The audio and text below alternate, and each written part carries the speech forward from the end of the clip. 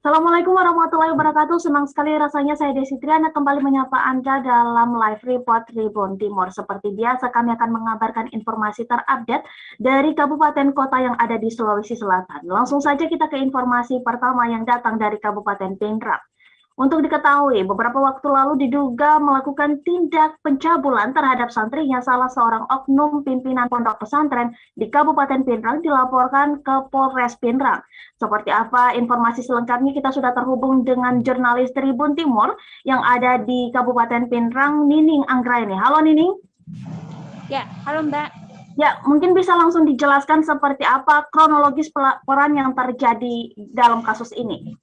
Ya, baik. Jadi diduga salah satu oknum pimpinan pondok pesantren atau ponpes di Kabupaten Pindrang melakukan tindak pencabulan terhadap santriwatinya.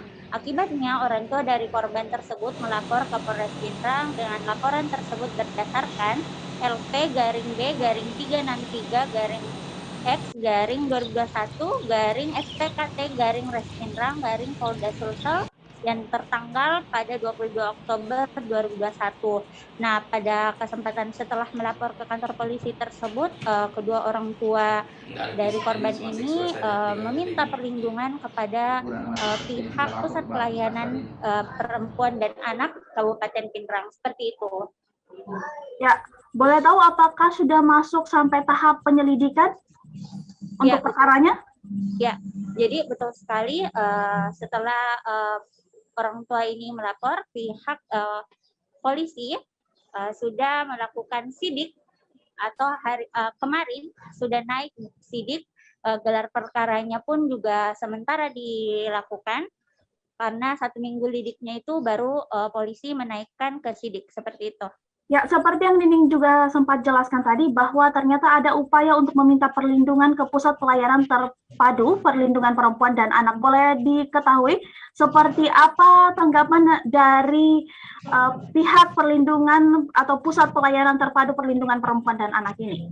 Ya, baik. Jadi untuk diketahui, orang tua dari korban ini kemarin sudah datang ke kantor Pusat Pelayanan Terpadu Perempuan dan Anak Kabupaten Pindrang.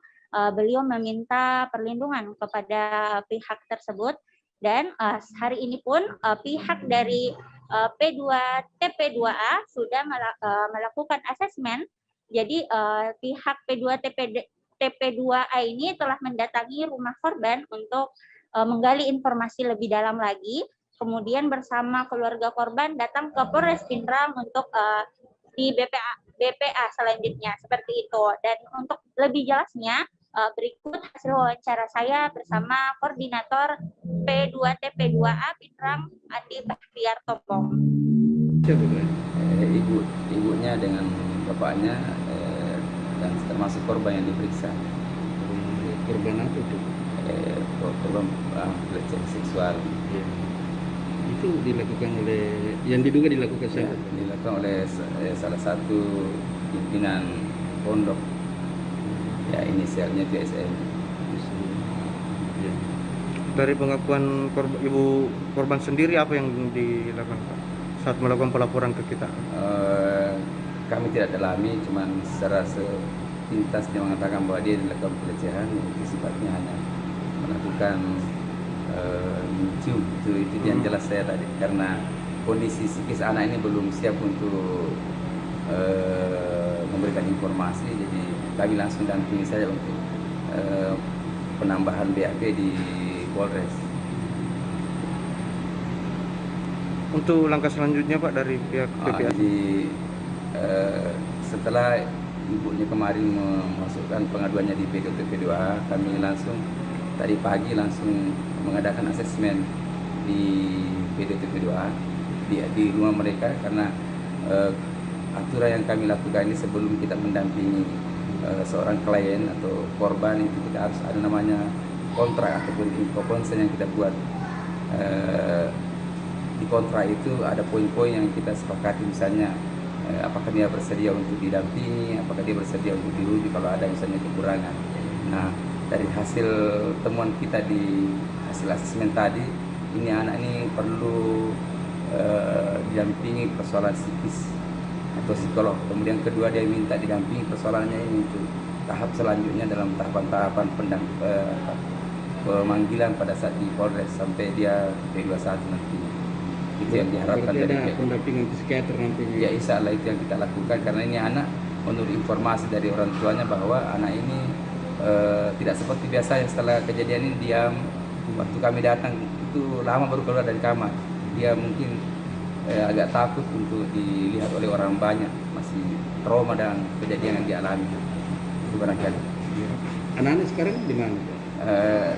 Dia sudah kembali ke rumahnya, dia ada di rumahnya Berarti sekarang. dia berhenti sekolah kan? Ya berhenti, dia untuk sementara dia berhenti sekolah karena trauma dengan kejadian yang menimpa dia di tempat dia bersekolah di pesantren.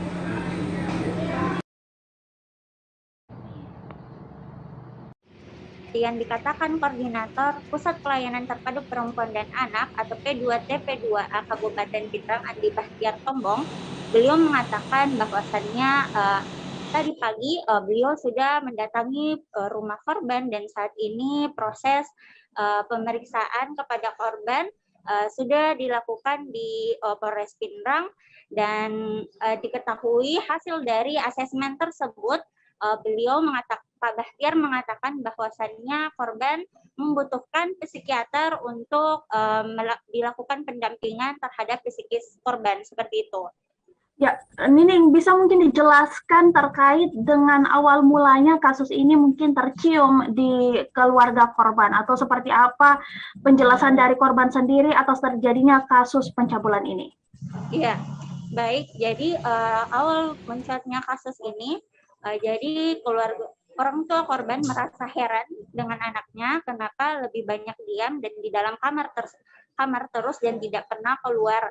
Nah, dari situ tiba-tiba ada seseorang atau orang lain yang mengirimkan pesan singkat kepada kakak korban dan di situ tertulis ada beberapa nama yang di mana ada beberapa nama korban dari dugaan pencabulan tersebut.